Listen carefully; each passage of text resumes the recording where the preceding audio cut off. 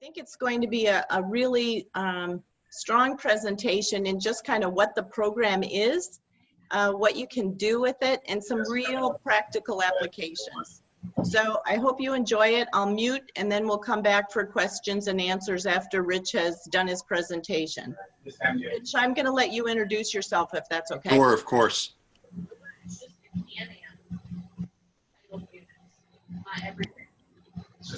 Okay.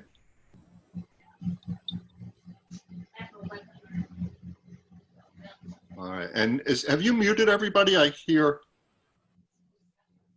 Oh, you muted yourself. Perfect. Okay. Welcome, everybody. I'm Rich Bidgood, and thanks for attending today's session. As I said earlier, it looks like we have a nice mix of mentors and participants, and participants and clients, and some of you I've talked to indirectly with regard to your PPP questions.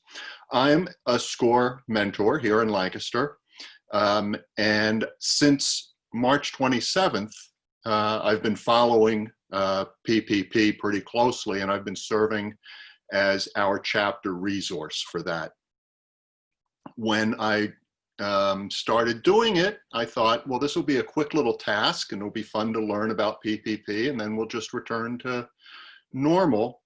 And I realized this morning, it's been exactly 2 months. PPP was signed into effect as part of the CARES Act on March 27th. So 2 months later and $500 billion later, I still check the SBA website and the Treasury websites every morning for updates, and I still keep copies of the CARES Act and the guidances in a stack next to my desk. So much to my surprise, it did not come and go quickly. It's still very much with us. And to many, I think it's probably as confusing and frustrating as it was the day it was signed. In these 2 months, since the CARES Act became law, the SBA and Treasury have issued more than a dozen clarifications, modifications, new rules, collectively known as the guidance. And there have been zillions and zillions of magazine and newspaper articles that come out and talk about this, that, and the other thing, and they're not all consistent. In fact, many, if you do searches, are now outdated and inaccurate. I would say as the first piece of clutter clearing advice, I would suggest to you any newspaper or magazine article that you find with a date prior to May 16th, you simply ignore. Too much has changed. And there are plenty of ones subsequent to that. So that can help you get rid of some papers on your desk, perhaps. From those of us at SCORE, we thought it would be helpful to look at PPP as we know it today, without the clutter, so that you have a clearer idea of what the program is. But more importantly, and this is consistent with what SCORE does, more importantly, how to think about it and how to think about how it fits into your plans. So I don't need to remind you that SCORE is not an accounting firm. There are excellent presentations by a number of firms that offer detailed instructions about going through the forgiveness calculation or going through the application process. We can touch on that, but that's not going to be my primary goal today. In the next 20 minutes, half hour, what I'd like to do is take a little bit of time and remind you what PPP is and what it is not, pose some strategic questions you should think about if you are using it or are thinking about using it. We'll look at some examples of situations, of business situations, and see how these loans can be used and how they might fit into overall business plans. And then look at some next steps that you might take as you think about either applying for or using PPP. And mainly, of course, my real goal is to help clear away some clutter and not add to the clutter. So with that, let's go to the first slide. And I'm going to kind of move through these quickly because this is just a reminder and an update. PPP stands for Payroll Protection Program, and the first P in that is payroll. And that's really worth keeping in mind throughout this. It was authorized, as we know, as part of the $2 trillion CARE Act, passed on 2 months ago. It's in 2 phases with over $600 billion in funding for payroll protection. There is still, I say as of May 18th, but it's still, that number is still current. There is still $100 billion, give or take, remaining in the program to be applied for. So it is still up and running. The purpose of the program is to keep employees on the payroll and off the unemployment rolls. That's the payroll part of this. That was the purpose of this program. And most of the rules surrounding it have to do with that general purpose. The aid comes in the form of loans to small businesses, sole proprietorships, independent contractors, either based on their 2019 payroll expenses or on income shown on IRS 1040 for independent contractors and sole proprietors. There's no credit requirement except to have employees. So this is, again, a method of pushing money down to employees who are off the payroll temporarily. Loans are repayable over 2 years at 1% interest, but as we all know, may be forgiven if used primarily for payroll. Next slide, please.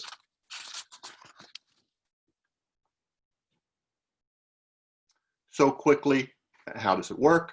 Remember the application process. For those of you, some of you have already gone through this. Each lender has its own application. You apply through a lender. They do the approval, send it up to SBA for final processing. There are still banks and lenders taking applications. The process has slowed. And so I talked to somebody on Monday who submitted an electronic application and within a half an hour had already been approved. So unlike those early stories of real struggles to even get through, it has slowed considerably, and it's a lot easier. As I said, for the loan amount, it's 2.5 times the average of 1 month payroll or average 1 month profit from the self-employed line 31 on the 1040. No creditworthiness test, no collateral, no guarantee. Restrictions on spending, and for those of you who have the PPP loan, this becomes relevant. The proceeds can be spent on payroll, primarily payroll, rent, utilities, interest. No principal loans, no prepaying debt, no capital spending, so forth and so forth. It's on those 4 items. For forgiveness, most of the details are in the new loan forgiveness application, which put an end to a lot of the speculation. And that's why I said you can ignore kind of every bit of article you saw or every bit of publication you saw prior to May 16th. That's when the new application process came out, and that put an end to much of the speculation. It answered probably about 80 or 90% of the questions we had.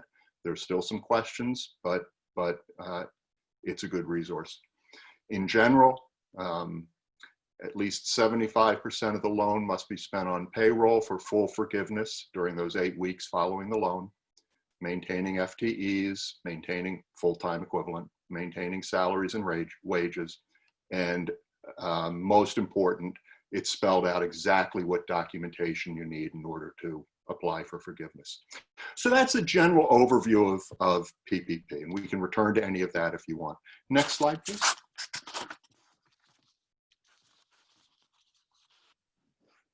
Again, as I said, in keeping with SCORE, with SCORE's focus on strategic questions rather than necessarily how to fill in a form, the real question for PPP is, how do I use these funds to help my business? So for those of you who are not open yet or partially open, the first question, of course, is can I reopen? We're now in a yellow period. Can I reopen now? Can I reopen later? If it's later, do I know when? When I reopen, can I reopen partially? Can I reopen fully? For restaurants, of course, it's going to be some version of partially.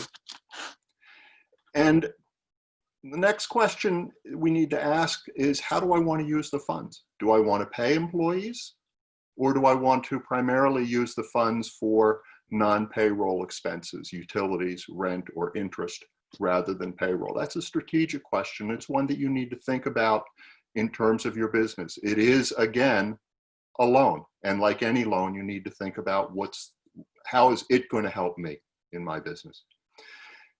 If I want to go the forgiveness route, and if I pay employees, can I bring them back to work? For some of us, the answer is yes. Perhaps we are operating, or perhaps we're operating partially and can bring employees back to work and can use the funds in that way. For others who are not open, the question becomes, do I want to pay employees and not have them come back to work? But that does allow me to use the other 25% for rent, utilities, and interest. So it becomes, for each business owner, a balancing act, whether they want to, how much they want to use the money to pay non-working employees with their desire against the employee's desire, perhaps, to receive enhanced unemployment. For some employees, they may be doing better on unemployment temporarily. And so as an employer, you need to balance that. And of course, it is a loan. And so you have to ask, for any portion of this loan that's not forgiven, how can I pay it back? How do I go about planning to make these repayments? If I'm going to use the funds for non-payroll purposes and then repay the loans, if that's my choice, of course, what is that purpose? Why do I want to do that? Is it for funds for a safety cushion, just to protect me if I don't know what I'm going to use? And do I have a way to pay them back? And that's, again, the critical question. Each business is going to have a different answer to these questions, but they all depend on sitting down and thinking about the use of the PPP funds. It's not simply a matter of getting it, following some rules, and then getting it forgiven. Again, the strategic thinking is important, and meeting with your mentor, talking with your mentor, thinking through it with your mentor can help. If we go to the next slide, let's just look at a very general example. I just completely made this up, but it's probably not too far out of the realm for most of us. Suppose a company has 3 full-time employees, and they're each making $40,000 a year. So that's $120,000. And they have two part-time employees, each making $20,000 a year. So that's $40,000, total of $160,000 on the 2019 payroll. For PPP, based on the formula, they would get 2.5 times 1 month's worth of that payroll, which would be $33,000 if I've done my arithmetic right. So at one end of the extreme, if they want full forgiveness, if you want full forgiveness, and spend 75% of that loan for payroll during the 8 weeks after you get the loan, that would be $25,000, giving you the other 25% to spend for utilities, rent, and interest during that period, which would be $8,300. That would give you full forgiveness for that loan.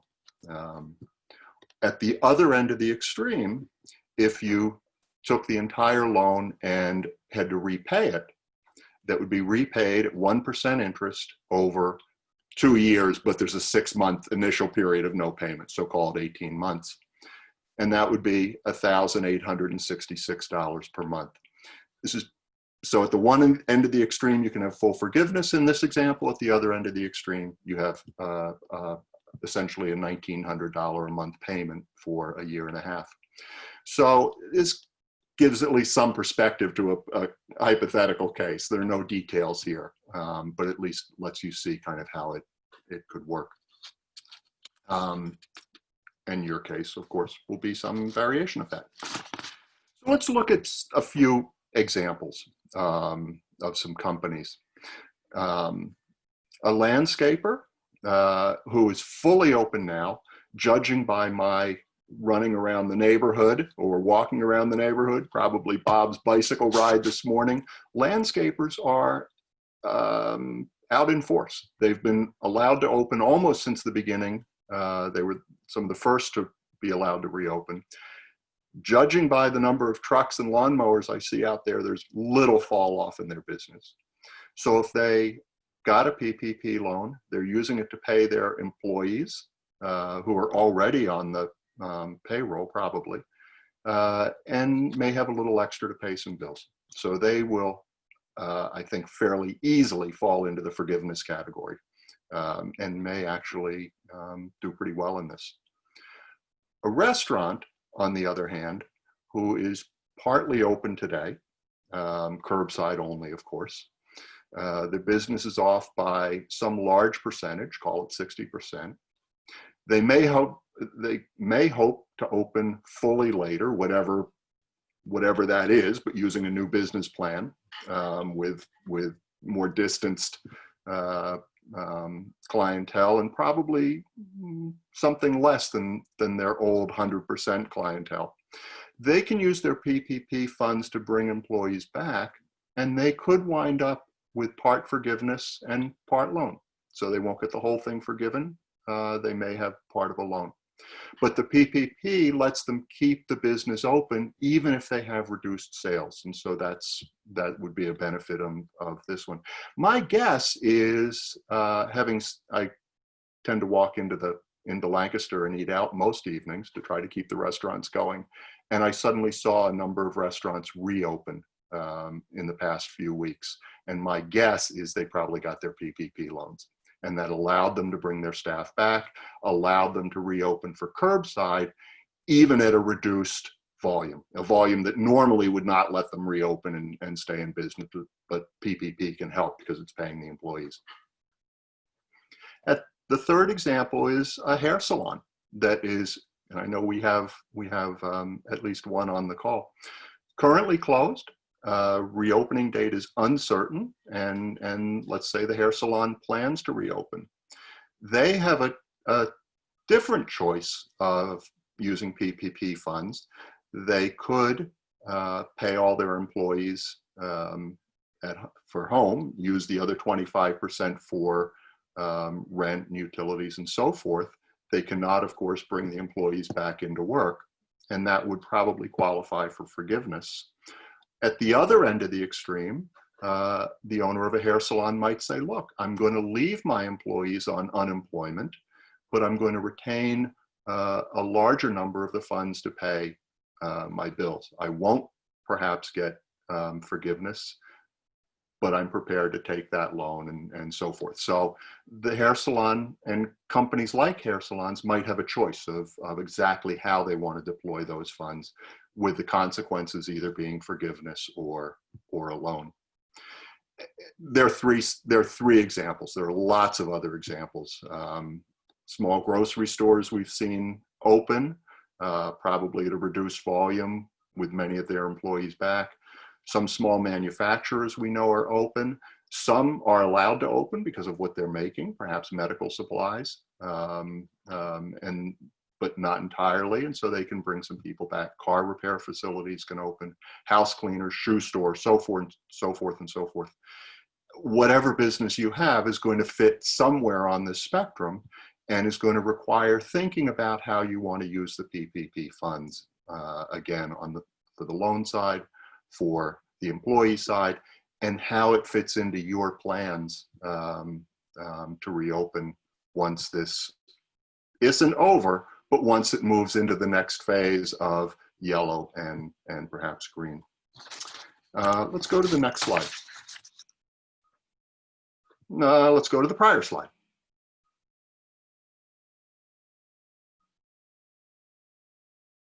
There we go.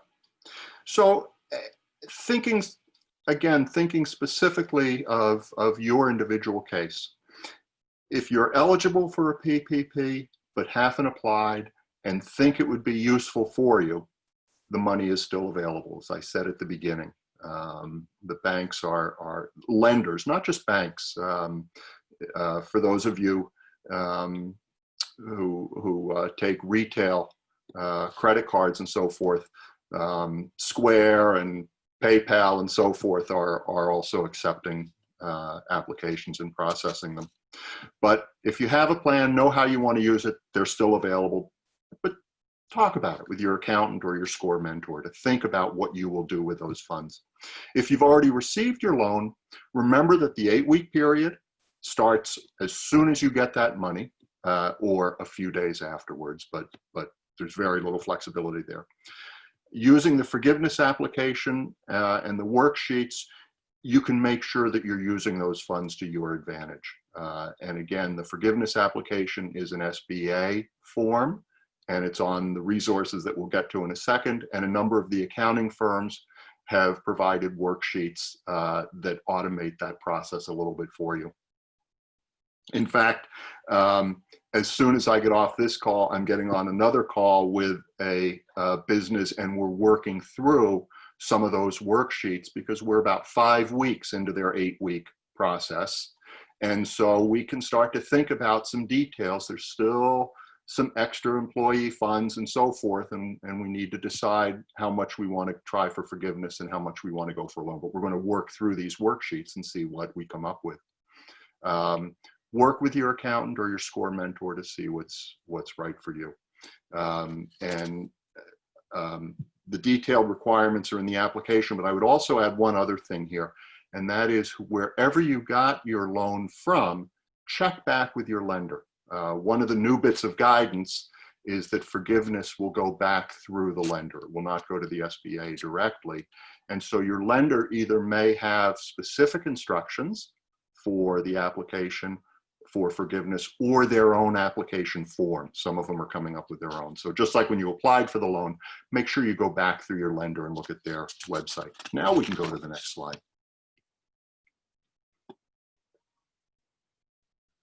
I've put together a page of resources and resources. And I've kept these resources to pretty much primary documents, and the links are hot links that will get updated. And so I've kept the clutter away. These are the actual, for the most part, the actual documents that will help you. For the best overall information you can get is from the Treasury. At the link above, the Treasury site lists in a nice, clear way all of the rules, all of the applications, and updates any new guidance. The application itself is on the SBA site that I've listed. And one link that I've attached there is how to calculate loan amounts, which is a document the SBA put out. And that's helpful if you're thinking about it. Again, check for individual lenders. On the forgiveness side, the SBA site has the application and it has the instructions. They're a little like the 1040 instructions if you fill out your own forms every year. It gives the individual lines, but also gives a list of fill this line in, put it over on that line, and so forth. It's not a book with a lot of theory about it, but it does walk you through the instructions. It may still leave you with questions, but it walks you through the instructions. Trout, the CPA firm, has automated that into an Excel spreadsheet. So the SBA document's a paper document. They've automated it into an Excel spreadsheet, and it's very useful. And so that can let you walk through that forgiveness calculation and say, what if I brought this many employees back, or that many employees, or did this or that? And it calculates what your forgiveness amount is. Also on that site, if you go down to their webinar number 2, they give a very nice webinar walking you through the actual form and talking about it. And that's helpful. So it's webinar number 2, not number 1. That's now outdated, number 2. And then the final link is for the Treasury Department's FAQ, which they update periodically. and it's always worth keeping your eye on. And that will give you the latest information, and it's done in a question and answer format, so it's helpful. And finally, as I said, check with your lender, because your lender is going to be the ultimate gatekeeper and probably the arbiter of some uncertainties that there are still out there. They may wind up making some of those decisions. Last slide. And reach out to SCORE. We're here. There are lots of us, 80 perhaps. There's the request a mentor for any of you out there who don't have mentors. There's, as you know, it's free. We have a slide that's pre-COVID showing you a friendly conversation, but symbolically, there's a prickly cactus there to make sure that nobody gets too close. So with that, thank you for your attention. I know there have been some questions coming in. I hope this has been helpful, and we can spend a few minutes trying to answer those questions. If I can't, or somebody on the call can't, we'll certainly get back to you with information. So Okay. Kathy? Yep. So let me start to give you some of the questions, Rich, and then you can take it from there. Okay. So can an owner of a business be on the payroll? The owner of a if the owner, let me answer it this way. If the owner of a business is in fact on the payroll and collects W-2s, theoretically you could be on the payroll. If the owner of a business files a Schedule C, then you can be on that way. So it all depends on how you have your business set up and how you file your taxes. There is one consideration that we all need to keep track of in the new guidance. It says, and I'm going to read this to you. I'm going to read it to you in 1 second, so be careful here. But it says, are there caps on the amount of loan forgiveness available for owner employees? And it says, yes, owner employees are capped by the amount of their 2019 employee cash compensation. And so it looks like if you weren't on the payroll last year, you're probably not going to qualify for your salary for forgiveness this year. But again, it really depends on how you filed the taxes and how it's set up. Okay, Rich, next question. Have any situations been identified where employees have refused to return to work because of the enhanced unemployment compensation? Yeah, there have been. And again, that becomes a balancing act for the company, whether you want to force them, well, quote, force them, to return, and of course how you explain to your own employees how you're handling that. The new guidance says if you have an employee who does not want to return, you can document that you have asked them, you have done your appropriate request for them to return, and they have refused, and you can document that and say, this does not count against my bringing my workforce back. So part of the forgiveness calculation involves the number of people you've brought back. And if somebody refuses to come back, the new application, the new guidance says you will not be penalized for that if you have done the appropriate good shot at trying to get them to come back. On the flip side, when you submit that, it also says this will not be sent immediately to the unemployment department to cut them off. But that, of course, is a presumed possibility. So that, again, becomes a balancing act. Okay. Thank you for that. Mm-hmm. Now we have another kind of compound question. So how will payroll be shown for self-employed sole proprietors, as we don't have payroll per se? Right. You have, and so you'll be filing with your Schedule C, line 31, which is your profit from last year, and you get that gets treated like payroll, and technically it's called owner replacement compensation, and so you will not have payroll, but you will get that as the spend. You'll get 2 months of that, and it becomes sort of an easy forgive. Okay. Let me say one other thing. It Okay. is slightly unclear whether you can then spend the rest on other things and still qualify for full forgiveness. It's a little unclear in the rules whether that means the only forgiveness you can get is essentially 80% of your loan, that portion that corresponds to your 2 months worth of Schedule C, line 31, or whether you can also qualify for the rest of it. We're still assuming there'll be some more guidance that comes out. The second part of the question, Rich, is do you know if healthcare premiums will be covered for self-employed sole proprietors who are required to obtain healthcare through healthcare.gov? Ooh, I don't know that. Let me write that down and see if I can find out. If not, go back to your lender and double check with them. And also perhaps on the, if you look at the Trout spreadsheet, they lay out very clearly what gets put in each box, and that may help too.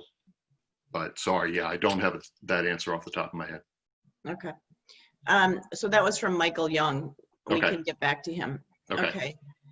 What about independent contractors? Would everything still apply the same way? Yeah, you take the money off of the Schedule C, line 31. Okay. And you can apply through PPP. Yeah. Can we expect a modification to the 8-week period from date of funding? No. Okay. Let me answer that. They modified it just slightly. That is, everybody thought it was going to be from the day you got funded to 56 days later, 8 weeks later. They modified it just slightly so that if you pay, let's say bi-weekly, you can move that 8 weeks up just slightly to have it correspond with your pay dates. It doesn't change the dollar amount, but it makes life a little bit easier for you as you're doing your accounting. So that's that. The 8-week period, I know there's some conversation. I think there are some senators that have said, boy, we should really make this 15 or 22 weeks or whatever. Maybe it'll happen. The 8 weeks is in the act itself. And so this isn't, that wouldn't be an administrative clarification. That would be an actual change to the legislation. And I'm just thinking that feels really hard. So I wouldn't count on it. Maybe it'll happen. Okay, we have another question. We are incentivizing our employees to continue working and maintain good attendance with a bonus on the last pay within the program. Mm-hmm. This bonus also helps us utilize our 75%. Do you have any comments about that? Yeah, it looks like that's allowed. Everybody, I think, had sort of mentally gone down that route, but it looks like it's allowed in the formula. And I think most of the accounting firms, at least that I've looked at that have made commentary on it, have noted that. So I think that's fine. Sorry, I think, that's fine. My only caveat would be these are all going to be reviewed at some level.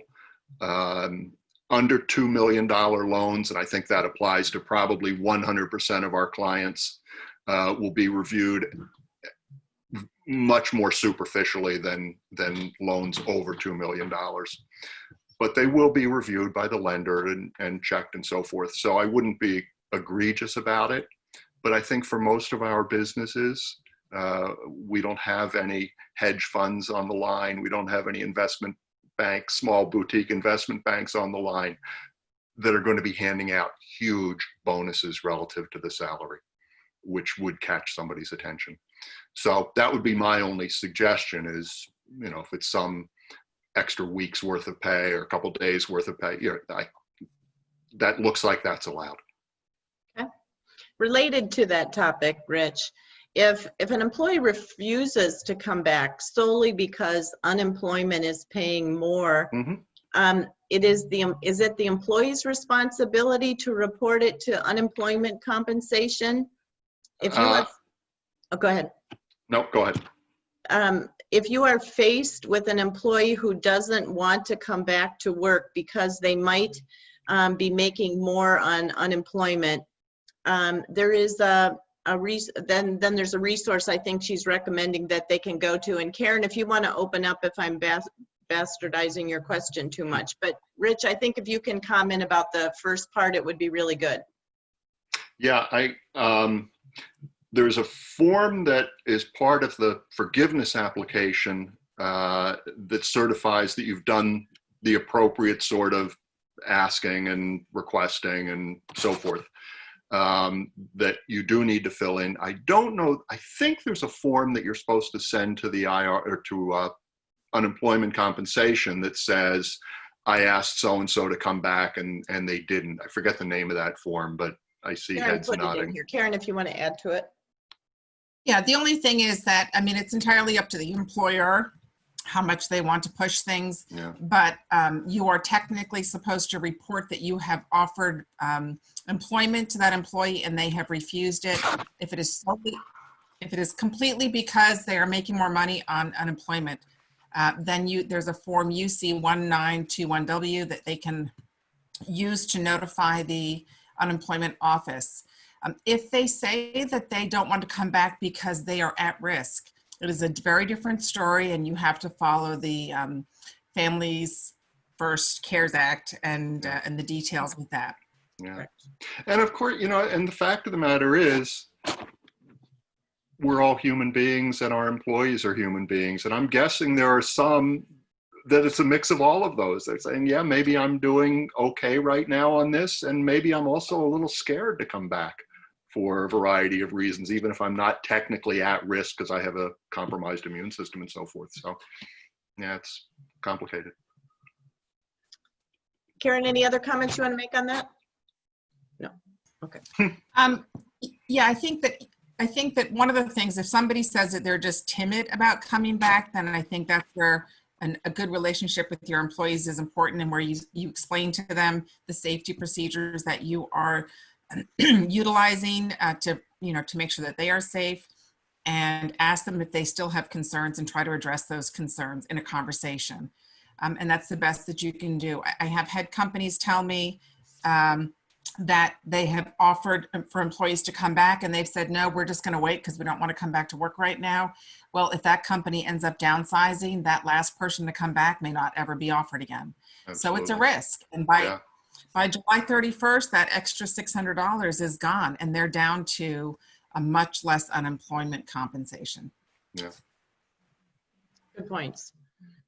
But in any event, if the company has done all of those things, they will not be penalized for not bringing the person back. And that was an open question prior to the application coming out. Another question is, will medical insurance employer contributions apply if not listed within the W-2?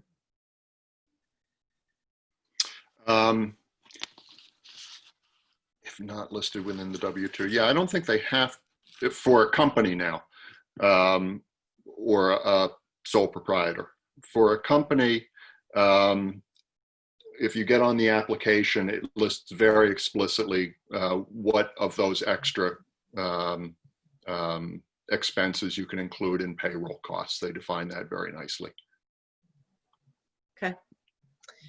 Rich, is the FTE calculation only during the PPP period? If you have to lay off FTEs after the 8-week PPP period and before June 30th, can you be penalized for forgiveness? It doesn't look like it. It looks like the 8-week period is the 8-week period, and that's where the calculation is. The June 30th period, which is very quickly becoming part of our 8-week period, I suppose, is a safe harbor.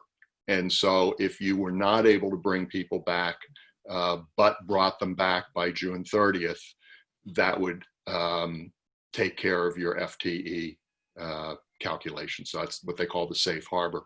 And I think that's a reflection at the time the law was written that this would all be a short-term problem. And of course, we'd all be back by June 30th. But Okay. Sonia Smith from the SBA has provided an answer to Michael's question referring to page 12 of the 522 loan forgiveness. It states that additional forgiveness provided for health insurance contributions for self-employed, including Schedule C filers and general partners.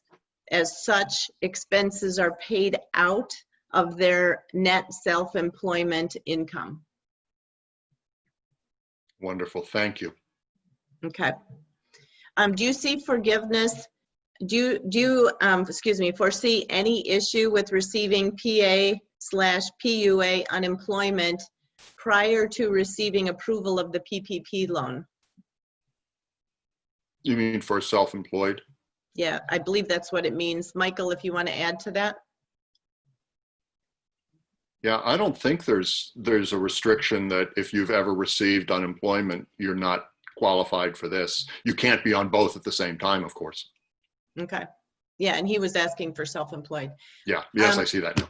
Okay, I'm going to open it up because those are the questions that have come to us through chat, but you've got Rich at your fingertips here. So if you want to ask additional questions, please unmute yourself and ask your question.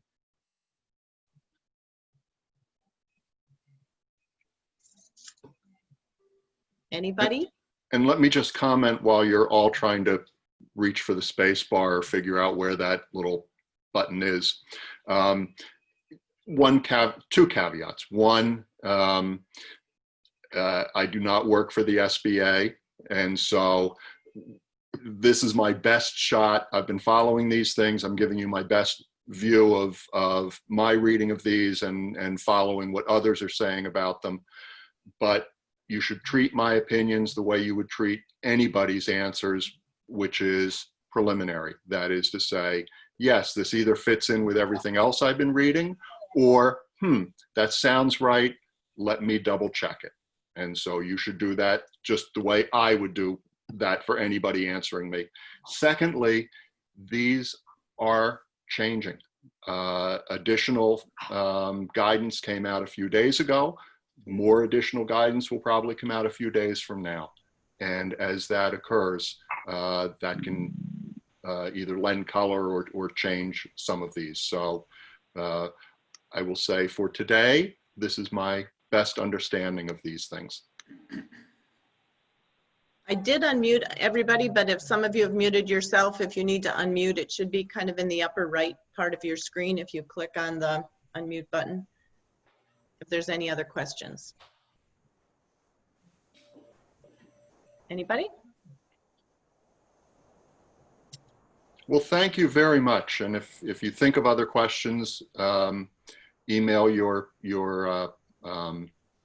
SCORE mentor or email one of us, and we will get you answers to the best of our abilities. And good luck to you all.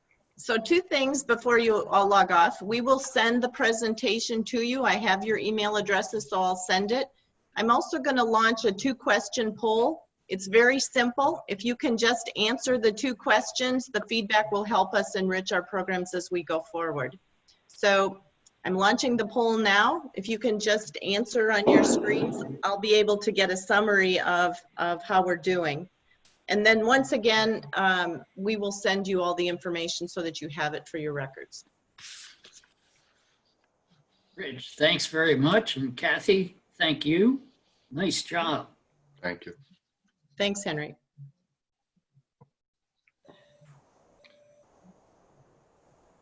We hope it was helpful, and we hope you're successful in applying the PPP loan for your business for help in restarting successfully.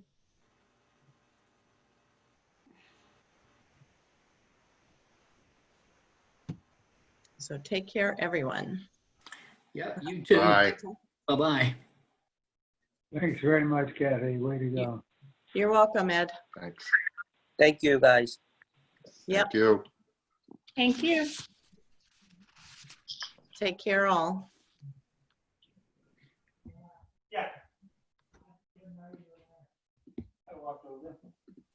Rich, can you hang on for a minute, too? Yep. Okay.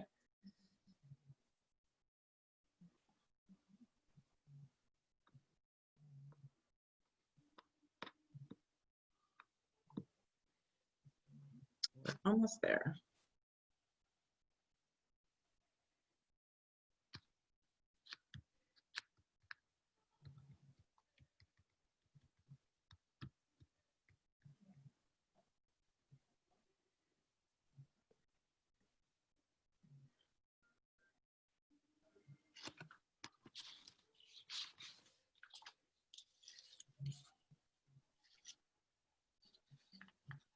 I think there's another seminar that the Chamber's giving on PPP this afternoon. So there's no shortage of PPP seminars. Are we, so let's see, we've got a few on here. I don't You know. left. No, there's 3 more still here. Mm-hmm.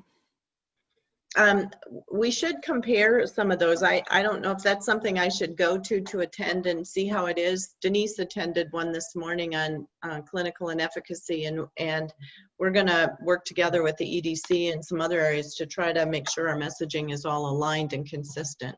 Yes, good. I was on the Downtown Merchants or the Entrepreneurs Association out of the Lancaster Alliance yesterday.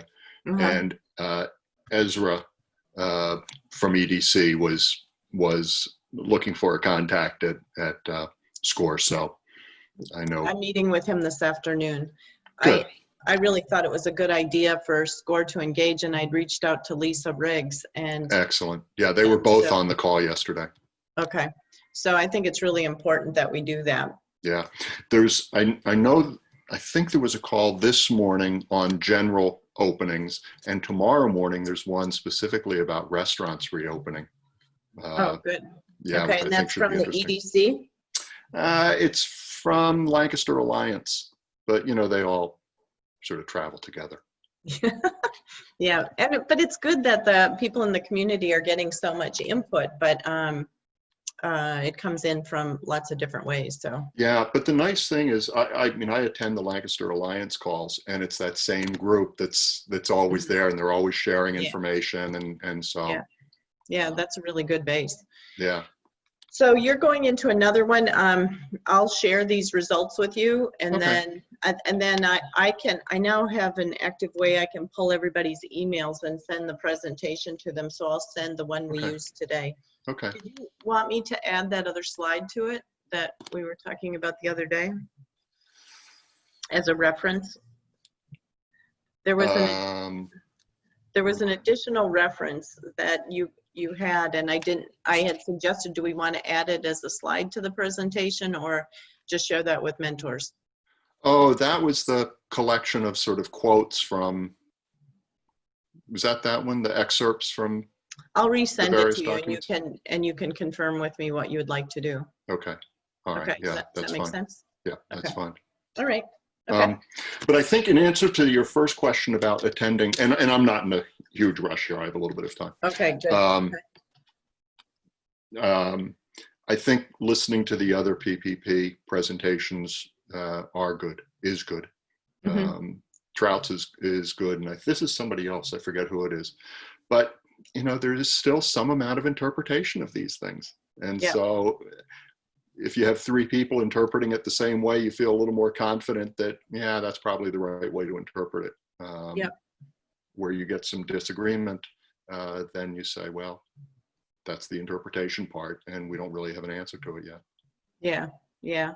But I think if we can collaborate everywhere, then I think we can just be better in serving people if the messages can be more streamlined, you know? Absolutely. But for So- some of them that come out of the accounting firms, it really is their view of things. Yeah. I'm guessing we're not going to influence them. No, and I understand that. I Yeah. think that it makes sense. But those areas of disagreement are shrinking and shrinking and shrinking as the application came out. Suddenly, they all sort of collapsed along a general road, but there's Yeah. still some questions about what counts as a utility and things like that. Yeah, so it's good. Okay, well, thanks, buddy. Thank you. Yeah, I think we're in the right track of serving everyone. I do think you told me you held June 19th on your calendar. Yes. And Okay, so I think that's going to hold. I'm waiting to hear back from, I have to send something to Paige and then she's going to confirm it. So we'll know then. Okay. All right. Perfect. Thanks Okay. again. Have a great Thank you. day. Get outside. Take care. All right. Bye.